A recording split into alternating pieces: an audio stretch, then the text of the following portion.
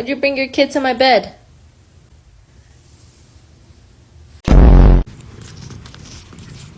Fuck you! Child.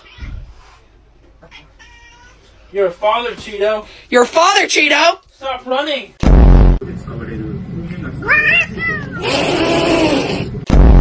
It is 2 o'clock in the fucking morning. Bak, Lourdes çok iyi biri. İkiniz de çok iyi.